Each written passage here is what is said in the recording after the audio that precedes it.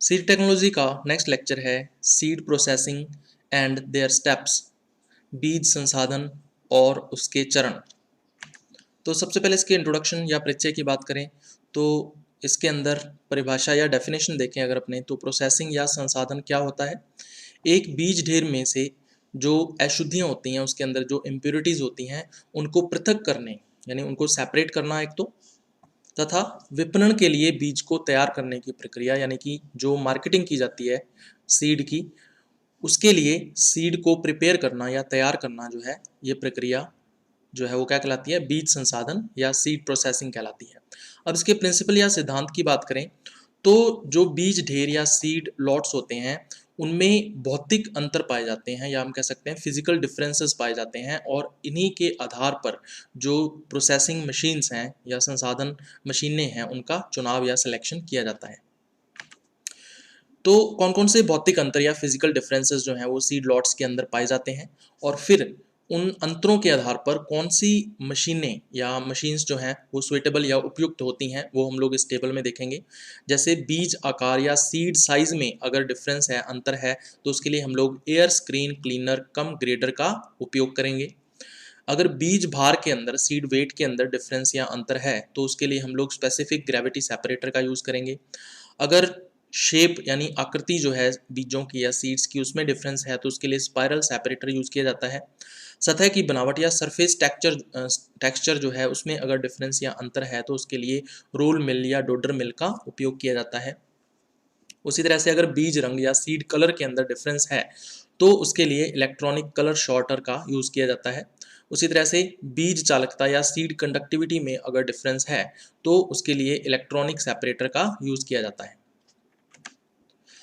बीज संसाधन के दौरान, या हम कह सकते हैं कि जब हम सीड प्रोसेसिंग करते हैं, तो उसके दौरान अनेक प्रकार की अशुद्धियाँ या मैनी टाइप्स की जो इम्प्योरिटीज़ हैं सीड लॉट में, उसको सेपरेट या पृथक किया जाता है। तो कौन कौन सी इम्प्योरिटीज़ या अशुद्धियाँ होती हैं, ये आपको पता होना चाहिए। सबसे पहला है अक्रिय पदार्थ या इनर्ट मैटर। तो उसमें जो जैसे स्टेम या तने के टुकड़े हो सकते हैं, या कोई कंकड़ पत्थर वगैरह हो सकता है, तो ऐसे जो पदार्थ हैं वो अक्रिय पदार्थ या इनर्ट मैटर कहलाता है। दूसरा है सामान्य खरपतवार बीज या कॉमन वीड सीड्स। तो कॉमन वीड्स जो कि क्रॉप के अंदर उगती हैं, और उनके जो सीड्स हैं हार्वेस्टिंग उसके बाद थ्रेशिंग के टाइम पर उनके जो सीड्स होते हैं वो क्रॉप सीड्स के साथ मिक्सअप हो जाते हैं। तीसरा है विषैले खरपतवार बीज या नॉक्सियस वीड सीड्स। तो कुछ ऐसे सीड्स होते हैं जो ऑर्गेनिजम्स के लिए टॉक्सिक होते हैं या हार्मफुल होते हैं, उनके हेल्थ के ऊपर हार्मफुल इफेक्ट या विपरीत प्रभाव डालते हैं। तो ऐसे बीज भी हो सकते हैं। इसके अलावा आता है अपक्षय बीज या डिटेरोरेटेड सीड्स। तो ये क्रॉप वैरायटी के सीड्स होते हैं जो कि नष्ट हो रहे होते हैं या डिस्ट्रॉय हो रहे होते हैं।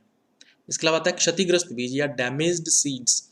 तो टूटे हुए या ब्रोकन सीड्स जो हैं वो आपको देखने को मिलेंगे, ये भी क्रॉप वैरायटी के सीड्स होते हैं। तो टूटे हुए बीज भी इसके अंदर इम्प्योरिटीज़ या अशुद्धियों के रूप में हो सकते हैं। इसके अलावा अन्य फसल बीज या अदर क्रॉप सीड्स, तो किसी दूसरी फसल के बीज भी मिक्सअप हो सकते हैं। अगर एक्सीडेंटली कोई अदर क्रॉप का सीड फील्ड के अंदर प्लांट हो गया है, तो वो क्रॉप वैरायटी के सीड्स के साथ थ्रेशिंग के टाइम पर उसमें मिक्सअप हो जाएगा। जैसे कि मान लीजिए गेहूं की फसल है, तो उसमें हो सकता है कि जौ के जो पौधे हैं कुछ बीच बीच में उग गए हों, और जब थ्रेशिंग करेंगे तो उस टाइम पे जो जौ के बीज हैं वो गेहूं के बीजों के साथ मिक्सअप हो जाएंगे। तो ये होते हैं अन्य फसल बीज या अदर क्रॉप सीड्स। इसके अलावा अन्य किस्म बीज या अदर वेराइटी सीड्स। तो मान लीजिए जैसे फॉर एग्जांपल गेहूं है, तो उसकी दो अलग अलग वेराइटीज़ के सीड्स भी मिक्सअप हो सकते हैं। जैसे मान लीजिए हमने एक वैरायटी को ग्रो करवाया है फील्ड के अंदर, किसी दूसरी वैरायटी के जो सीड्स हैं वो एक्सीडेंटली अगर प्लांट कर जाते हैं फील्ड के अंदर, तो थ्रेशिंग के टाइम पर वो मिक्सअप हो जाते हैं। ठीक है, तो ये भी एक तरह की इम्प्योरिटीज या अशुद्धि है। इसके अलावा ऑफ आकार बीज या ऑफ साइज सीड्स। तो अगर नॉर्मल साइज या सामान्य आकार से जो बीजों का आकार है छोटा है, ठीक है, तो उनको ऑफ आकार के बीज, या फिर बहुत बड़ा है साइज तो इनको ऑफ साइज सीड्स या ऑफ आकार बीज जो है वो कहते हैं। तो ये भी एक तरह के इम्प्योरिटीज या अशुद्धियां हैं। उसके बाद फिर हम लोग बात करेंगे बीज संसाधन संयंत्र की या सीड प्रोसेसिंग प्लांट की। तो इस प्लांट की जो डिजाइनिंग की जाती है वो दो मेन फैक्टर्स पर डिपेंड करती है, या दो मुख्य कारकों के ऊपर वो निर्भर करती है। सबसे पहला बीज के लक्षण या करेक्टर्स ऑफ सीड्स, की जो बीज है फसल का उसके क्या क्या करेक्टर्स हैं, दूसरा है अशुद्धियों के लक्षण या कैरेक्टर्स ऑफ इम्प्योरिटीज, जो इम्प्योरिटीज हैं वो कौन कौन सी हैं, फिर क्या क्या उनके कैरेक्टर्स हैं। तो इन दो मेन कारकों के ऊपर जो सीड प्रोसेसिंग प्लांट है उसको उसकी डिजाइनिंग डिपेंड करती है। संयंत्र की जो क्षमता है, जो प्रोसेसिंग प्लांट है उसकी जो कैपेसिटी है, वो बीज सफाई यंत्र की क्षमता पर निर्भर करती है। जो हम सीड क्लीनिंग इंस्ट्रूमेंट्स यूज करेंगे उस प्रोसेसिंग यूनिट के अंदर या प्लांट के अंदर, उसकी कैपेसिटी के ऊपर जो क्षमता है संयंत्र की या प्लांट की वो डिपेंड करती है। बीज सफाई यंत्र जो है, या हम कह सकते हैं सीड क्लीनिंग जो इंस्ट्रूमेंट होता है, वो एक आधारभूत मशीन होती है, एक बेसिक मशीन होती है जो कि यूज़ की जाती है प्रोसेसिंग प्लांट के अंदर। अगर हम संयंत्र का लेआउट देखें या प्लांट जो है उसका लेआउट देखें, तो इसके अंदर मेन 4 मुख्य यंत्र होते हैं या 4 मेन इसके अंदर मशीन्स होती हैं। Pre cleaner, grader, intended cylinder and specific gravity separator. तो इनको एक एक करके हम लोग डिस्कस करते हैं। सबसे पहले प्री क्लीनर की बात करें तो सबसे पहले जो बीज हैं, बीज ढेर के या सीड लॉट के, वो प्री क्लीनर के अंदर जाते हैं। अब प्री क्लीनर करता क्या है, जो बड़े आकार की अवांछित सामग्री होती है, लार्ज साइज की जो अनडिजायर्ड मैटर होता है, उसको सीड से या बीज से पृथक कर देता है या सेपरेट करने का कार्य जो है वो प्री क्लीनर के द्वारा किया जाता है। उसके बाद फिर जो बीज है वो कहाँ पहुंचते हैं, दूसरे नंबर पर ग्रेडर के पास। अब ग्रेडर क्या करता है, यह छोटे आकार की अवांछित सामग्री को बीज से पृथक करता है। जो स्मॉल साइज की अनडिजायर्ड मटेरियल होता है सीड्स के अंदर, उसको ये सेपरेट करने का कार्य करता है। यह अवांछित बीजों को आकार के आधार पर पृथक करता है। जो अनडिजायर्ड सीड्स होते हैं, स्मॉल साइज की जो सीड्स होते हैं, उनको साइज के बेस पर ये सेपरेट करने का काम करता है और इस प्रक्रिया को ग्रेडिंग कहा जाता है और इसीलिए इसका नाम क्या पड़ गया, ग्रेडर। उसके बाद फिर बीज पहुंचते हैं इंटेंडेंट सिलेंडर के पास। तो ये जो इंटेंडेंट सिलेंडर है ये क्या करता है, जो टूटे हुए बीज होते हैं, ब्रोकन सीड्स होते हैं, उनको सेपरेट या पृथक करने का कार्य जो है वो इंटेंडेंट सिलेंडर का होता है। उसके बाद बीज लास्ट में कहाँ पहुंचते हैं, स्पेसिफिक ग्रेविटी सेपरेटर के पास पहुंचते हैं। और यहाँ पर क्या किया जाता है, ये भार के अंतर के आधार पर जो बीज होते हैं उनके भार में अंतर होता है। जो बहुत हल्के बीज होते हैं वो भी काम के नहीं होते, क्योंकि उनके बीज का जो एम्ब्रियो है वो नष्ट हो चुका होता है, तो इसलिए उनको भी सेपरेट करना होता है। तो हल्के बीजों को भार में अंतर के आधार पर जो हल्के बीज होते हैं या लाइट सीड्स होते हैं, उनको सेपरेट या पृथक करने का काम किसका होता है, स्पेसिफिक ग्रेविटी सेपरेटर का होता है। तो इसको हम लोग डायग्राम से समझ सकते हैं। तो ये एक मेन लेआउट होता है जिसके अंदर 4 मशीनें जो हैं वो लगाई जाती हैं। आप देख सकते हो, pre cleaner, grader, intended cylinder and specific gravity separator. तो इम्प्योर सीड्स या अशुद्ध बीज जो हैं उनको सबसे पहले इवन, ये ई का मतलब यहाँ पे एलिवेटर है। एलिवेटर का काम क्या होता है, जो सीड्स हैं, बीज हैं, उनको ऊपर लेके जाना या उनको मूव करना, ठीक है, एक जगह से दूसरी जगह पर। तो यहाँ पे देख सकते हो आप, हमने एलिवेटर पर इम्प्योर सीड्स या अशुद्ध बीजों को डाल दिया है, तो ये एलिवेटर इसको ऊपर लेके जाएगा, ऊपर ले जाकर फिर इसको ये प्री क्लीनर के अंदर डाल देगा। प्री क्लीनर में क्लीनिंग होगी। उसके बाद प्री क्लीनर से जो सीड्स हैं वो एलिवेटर 2 पर डाल दिए जाते हैं। एलिवेटर 2 जो है फिर इसको ऊपर ले जाता है और ले जाकर ग्रेडर के अंदर डाल देता है। तो ग्रेडर के अंदर भी क्लीनिंग हो जाती है। फिर ग्रेडर इसको एलिवेटर 3 पर डाल देता है। एलिवेटर 3 इसको फिर से ऊपर ले जाता है और फिर एलिवेटर 3 इसको इंटेंडेंट सिलेंडर में इन सीड्स को डाल देता है। इंटेंडेंट सिलेंडर फिर इन बीजों को एलिवेटर 4 पर डाल देता है। एलिवेटर 4 इसको फिर से मूव करता हुआ ऊपर की तरफ ले जाता है और एलिवेटर 4 इसको, इन बीजों को स्पेसिफिक ग्रेविटी सेपरेटर में डाल देता है। तो यहाँ पे क्लीनिंग का जो प्रोसेस है वो कंप्लीट हो जाता है और हमें स्पेसिफिक ग्रेविटी सेपरेटर से जो सीड्स या बीज प्राप्त होते हैं उनको प्योर सीड्स या शुद्ध बीज कहा जाता है। अब इन शुद्ध बीजों की पैकिंग कर दी जाती है। पैकिंग के बाद फिर इनकी वेइंग की जाती है, यानी कि इनका भार तोला जाता है इन बीजों का, by the use of weighing machine. जो भार तोलने वाली मशीन है उसका उपयोग इसके लिए किया जाता है। उसके बाद फिर इन पैकेट्स की स्टिचिंग की जाती है। स्टिचिंग करने का मतलब ये है कि स्टिचिंग मशीन के उपयोग से हम लोग उसकी सिलाई कर देते हैं, ठीक है।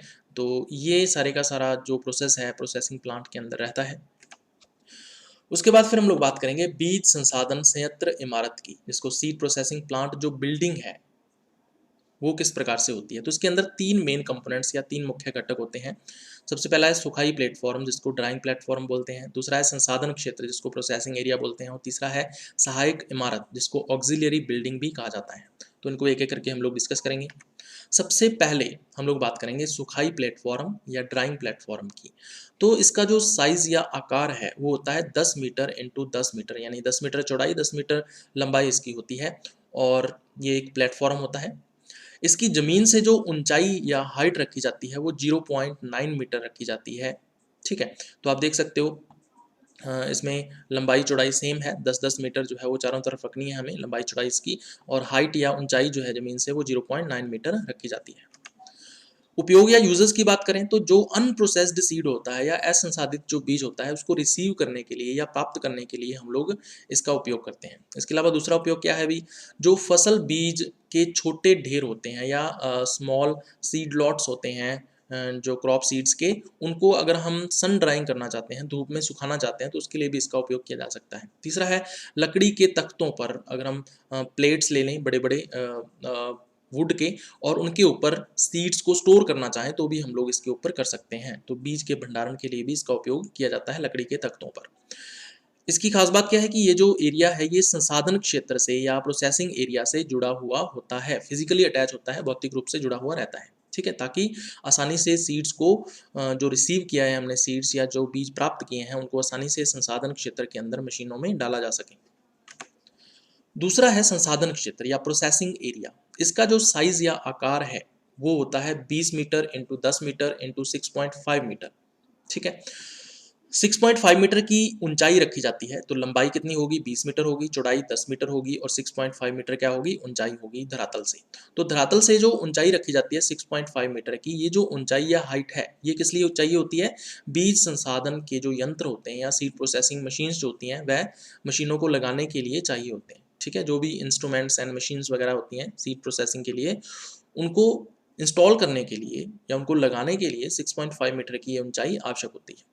संसाधन हॉल जो है या प्रोसेसिंग जो एरिया है वो जमीन से या धरातल से कितनी ऊंचाई पर हमें बनाना है, 0.9 मीटर हाइट या ऊंचाई पर हमें ये बनाना है। तो ये जो 6.5 मीटर की ऊंचाई है ये इसकी छत की ऊंचाई है, यानी उसकी फर्श से लेके छत की जो ऊंचाई है। ठीक है, ये बीज संसाधन मशीनों व यंत्रों को लगाने के लिए चाहिए होती है। इसके अलावा इस प्रोसेसिंग एरिया के अंदर वातायन के लिए यानी कि वेंटिलेशन के लिए खिड़कियां रखी जाती हैं। ठीक है, तो हवा जो है या एयर जो है वो पास होनी चाहिए इसके अंदर, तो ताकि आसानी से जो लेबर है वो इसके अंदर काम कर सके।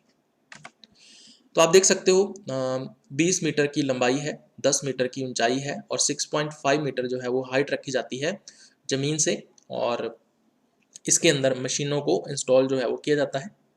हाइट या ऊंचाई कितनी रखनी है, 0.9 मीटर रखनी है ज़मीन या धरातल से। उसके बाद तीसरा हम लोग करेंगे सहायक इमारत या ऑक्सिलियरी बिल्डिंग इसको बोल देते हैं। तो इसके अंदर होता क्या है, एक जनरेटर कक्ष होता है। तो अब क्या होता है, प्रोसेसिंग मशीन्स जो हैं वो इलेक्ट्रिक होती हैं, इलेक्ट्रिक सप्लाई से चलती हैं। तो कंटिन्यूअसली विद्युत की सप्लाई या इलेक्ट्रिक सप्लाई देने के लिए एक जनरेटर जो है वो जनरेटर कक्ष के अंदर रखा जाता है। और अगर मान लीजिए इमरजेंसी में अगर लाइट सप्लाई रुक जाती है तो जनरेटर का यूज़ करके हम लोग इलेक्ट्रिक सप्लाई जो है उसको कंटिन्यू कर सकते हैं। इसके अलावा सुरक्षा के लिए या प्रोटेक्शन के लिए जो प्रोसेसिंग प्लांट है उसके चारों ओर एक दीवार बनी हुई होनी चाहिए, एक वॉल होनी चाहिए ताकि प्रोटेक्शन मिल सके। इसके अलावा एक ट्यूबवेल होना चाहिए। ट्यूबवेल किस लिए चाहिए होता है अभी, वाटर सप्लाई के लिए। तो ये जो वाटर सप्लाई है वो किस लिए चाहिए होती है, एक तो निर्माण कार्य है, जो भी कंस्ट्रक्शन वर्क चल रहा होता है प्रोसेसिंग प्लांट के अंदर, उसके लिए वाटर चाहिए होता है। इसके अलावा ड्रिंकिंग वाटर, ड्रिंकिंग के लिए या पीने के लिए भी पानी जो है उसकी आवश्यकता होती है, तो उसके लिए आपूर्ति जो है वो ट्यूबवेल से पानी की हो जाती है। अब एक खास बात जो आपको ध्यान में रखनी है, जो संसाधन संयंत्र इमारत है या प्रोसेसिंग प्लांट बिल्डिंग जो है उसका जो निर्माण है वो CPWD के नियमों के अनुसार ही करना चाहिए। ठीक है, अब CPWD क्या है, इसकी फुल फॉर्म आपसे पूछी जा सकती है एग्जाम के अंदर। तो सेंट्रल पब्लिक वर्क डिपार्टमेंट जो है इसकी फुल फॉर्म है।